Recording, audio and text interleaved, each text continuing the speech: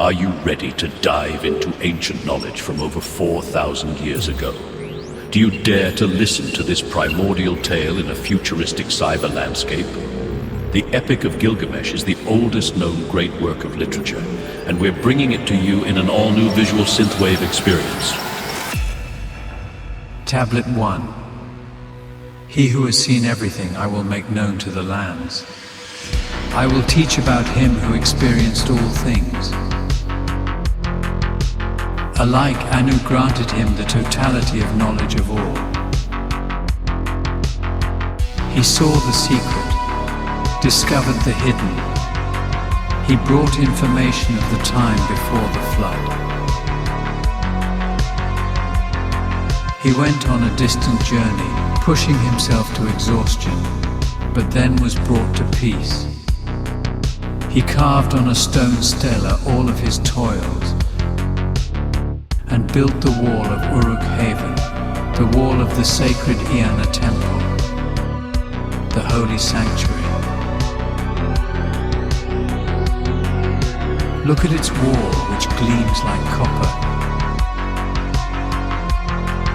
Inspect its inner wall, the likes of which no one can equal. Take hold of the threshold stone.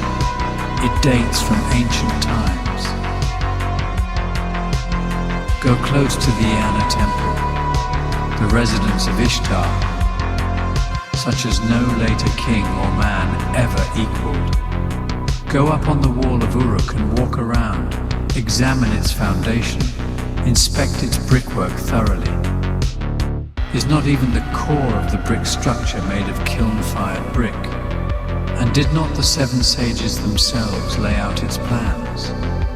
1 league city, 1 league palm gardens, 1 league lowlands, the open area of the Ishtar temple, 3 leagues and the open area of Uruk, the wall encloses. Find the copper tablet box, open the door of its lock of bronze, undo the fastening of its secret opening. Take and read out from the lapis lazuli tablet how Gilgamesh went through every hardship. Supreme over other kings, lordly in appearance, he is the hero, born of Uruk, the goring wild bull. He walks out in front, the leader, and walks at the rear, trusted by his companions. Mighty Net, protector of his people, raging flood wave who destroys even walls of stone. Offspring of Lugalbanda, Gilgamesh is strong to perfection, son of the august cow, Rimat Ninsun. Gilgamesh is awesome to perfection. It was he who opened the mountain passes, who dug wells on the flank of the mountain. It was he who crossed the ocean, the vast seas to the rising sun, who explored the world regions seeking life. It was he who reached by his own sheer strength Utanapishtim, the faraway, who restored the sanctuaries that the flood had destroyed for teeming mankind. Who can compare with him in kingliness? Who can say like Gilgamesh, I am king? Whose name from the day of his birth was called Gilgamesh. 2/3 of him is God, 1/3 of him is human. The great goddess Aruru designed the model for his body. She prepared his form, beautiful, handsomest of men, perfect.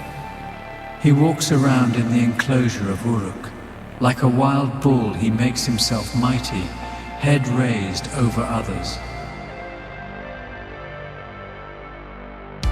There is no rival who can raise his weapon against him. His fellows stand at the alert, attentive to his orders, and the men of Uruk become anxious.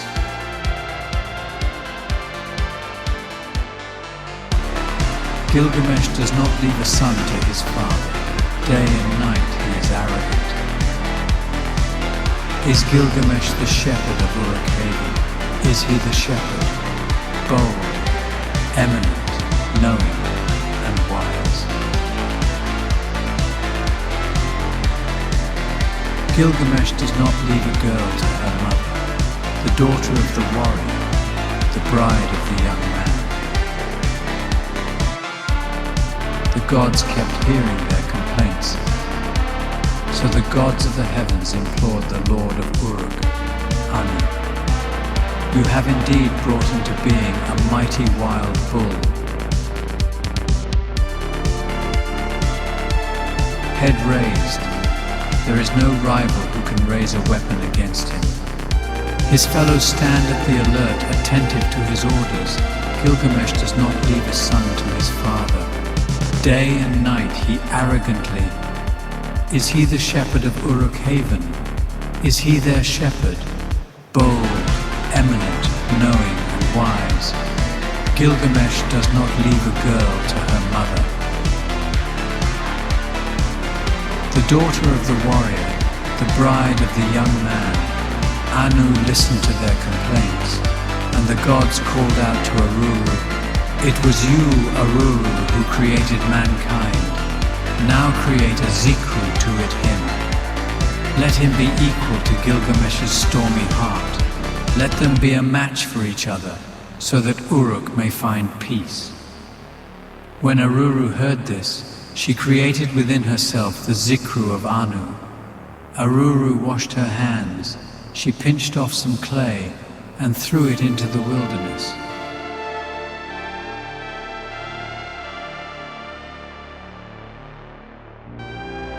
In the wildness she created valiant Enkidu, born of silence, endowed with strength by Ninurta.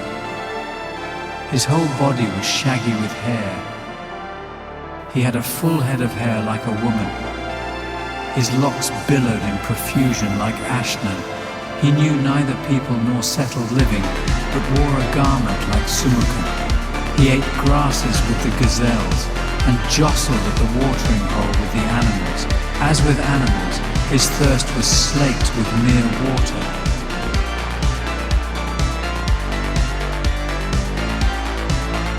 A notorious trapper came face to face with him opposite the watering hole.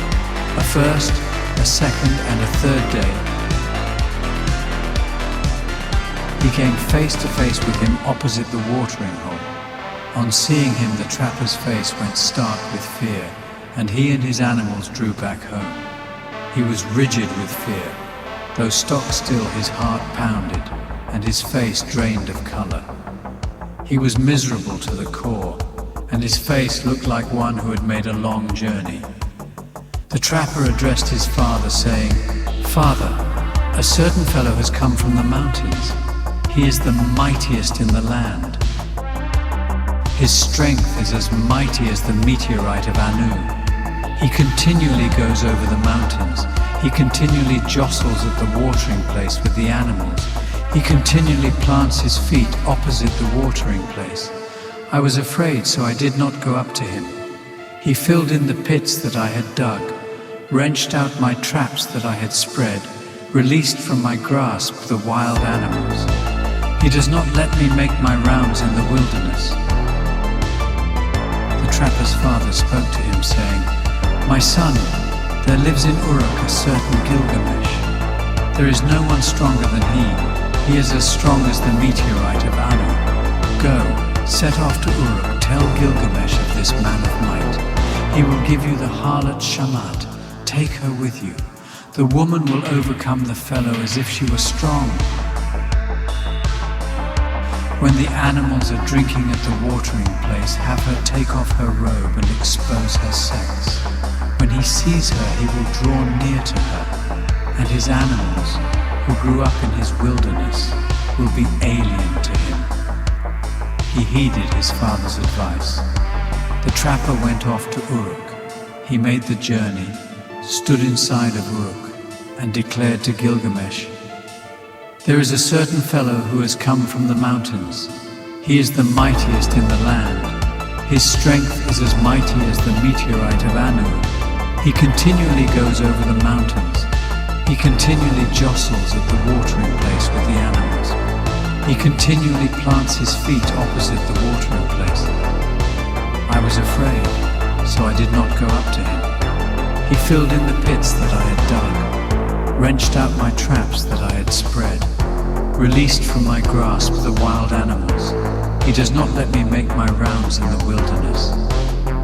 Gilgamesh said to the trapper, "Go, trapper, bring the harlot Shamat with you. When the animals are drinking at the watering place, have her take off her robe and expose her sex. When he sees her, he will draw near to her, and his animals, who grew up in his wilderness, will be alien to him." The trapper went, bringing the harlot Shamhat with him. They set off on the journey, making direct way. On the third day they arrived at the appointed place, and the trapper and the harlot sat down at their posts. A first day and a second, they sat opposite the watering hole. The animals arrived and drank at the watering hole. The wild beasts arrived and slaked their thirst with water. Then he, Enkidu, offspring of the mountains, who eats grasses with the gazelles, came to drink at the watering hole with the animals. With the wild beasts he slaked his thirst with water. Then Shamat saw him, a primitive, a savage fellow from the depths of the wilderness. "That is he, Shamat. Release your clenched arms, expose your sex so he can take in your voluptuousness. Do not be restrained, take his energy. When he sees you, he will draw near to you. Spread out your robe so he can lie upon you, and perform for this primitive the task of womankind. His animals who grew up in his wilderness will become alien to him, and his lust will groan over you." Shamhat unclutched her bosom, exposed her sex, and he took in her voluptuousness. She was not restrained, but took his energy. She spread out her robe, and he lay upon her. She performed for the primitive the task of womankind. His lust groaned over her. For 6 days and 7 nights Enkidu stayed aroused, and had intercourse with the harlot until he was sated with her charms. But when he turned his attention to his animals, the gazelles saw Enkidu and darted off. The wild animals distanced themselves from his body. Enkidu, his utterly depleted body, his knees that wanted to go off with his animals went rigid. Enkidu was diminished, his running was not as before. But then he drew himself up, for his understanding had broadened. Turning around, he sat down at the harlot's feet, gazing into her face, his ears attentive as the harlot spoke. The harlot said to Enkidu, "You are beautiful, Enkidu. You have become like a god. Why do you gallop around the wilderness with the wild beasts? Come, let me bring you into Uruk-Haven, to the holy temple, the residence of Anu and Ishtar, the place of Gilgamesh, who is wise to perfection, but who struts his power over the people like a wild bull." What she kept saying found favor with him.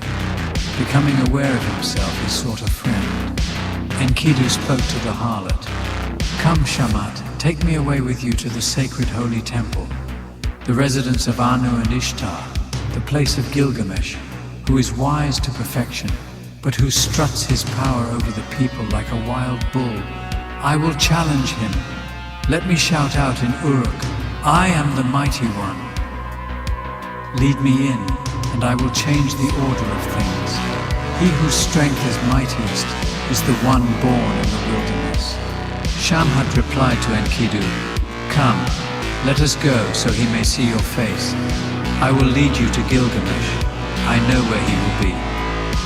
Look about, Enkidu, inside Uruk-Haven, where the people show off in skirted finery, where every day is a day for some festival, where the lyre and drum play continually, where harlots stand about prettily, exuding voluptuousness, full of laughter, and on the couch of night the sheets are spread. Enkidu, you who do not know how to live, I will show you Gilgamesh, a man of extreme feelings. Look at him, gaze at his face. He is a handsome youth with freshness. His entire body exudes voluptuousness. He has mightier strength than you, without sleeping day or night. Enkidu, it is your wrong thoughts you must change. It is Gilgamesh whom Shamhat loves, and Anu, Enlil, and Ea have enlarged his mind. Even before you came from the mountain, Gilgamesh in Uruk had dreams about you. Gilgamesh got up and revealed the dream, saying to his mother, "Mother, I had a dream last night. Stars of the sky appeared, and some kind of meteorite of Anu fell next to me. I tried to lift it, but it was too mighty for me. I tried to turn it over, but I could not budge it. The land of Uruk was standing around it. The whole land had assembled about it. The populace was thronging around it. The men clustered about it and kissed its feet as if it were a little baby. I loved it and embraced it as a wife. I laid it down at your feet, and you made it compete with me." The mother of Gilgamesh, the wise, all-knowing, said to her lord, Rimat-Ninsun, the wise, all-knowing, said to Gilgamesh, "As for the stars of the sky that appeared, and the meteorite of Anu which fell next to you, you tried to lift, but it was too mighty for you. You tried to turn it over, but were unable to budge it. You laid it down at my feet, and I made it compete with you, and you loved and embraced it as a wife. There will come to you a mighty man, a comrade who saves his friend. He is the mightiest in the land. He is strongest. His strength is mighty as the meteorite of Anu. You loved him and embraced him as a wife, and it is he who will repeatedly save you. Your dream is good and propitious." A second time Gilgamesh said to his mother, "Mother, I have had another dream. At the gate of my marital chamber there lay an axe, and people had collected about it. The land of Uruk was standing around it. The whole land had assembled about it. The populace was thronging around it. I laid it down at your feet. I loved it and embraced it as a wife, and you made it compete with me." The mother of Gilgamesh, the wise, all-knowing, said to her son, Rimat-Ninsun, the wise, all-knowing, said to Gilgamesh, "The axe that you saw is a man, that you love him and embrace as a wife, but that I have competed with you. There will come to you a mighty man, a comrade who saves his friend. He is the mightiest in the land.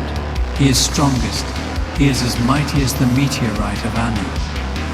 Gilgamesh spoke to his mother, saying, "By the command of Enlil, the great counselor, so may it come to pass.